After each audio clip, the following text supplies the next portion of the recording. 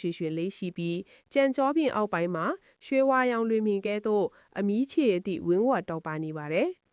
အတောင်ပိုင်း၏အရင်ပိုင်းပခုံးထပ်မှာအနီရင်းရောင်ရှိပြီးကြံအပိုင်းများမှာအပြာရောင်တို့ဖြင့်၎င်းအထီရောအမပါခြေဝါနှုတ်သီးဝါရှိပြီးရွှေရစ်အထီး၏အမီးပြီးတစ်ကျဘိုးရဝါညိုရောင်ပေါ်တွင်အနက်ရောင်အစင်းစင်းလေးများဖြင့်စီချဲထားက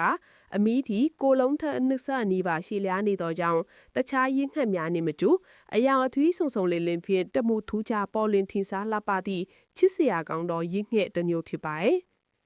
ရွှေရစ်အမသည်အသီးများခဲသို့အယောင်အသွေးမစုံလင်ပါတကိုယ်လုံးမှာဝါညူရောင်ရှိပြီးအနက်ရောင်ပတ်လက်အစင်းစင်းလေးများဖြင့်လွှမ်းခြုံထားပါရဲ့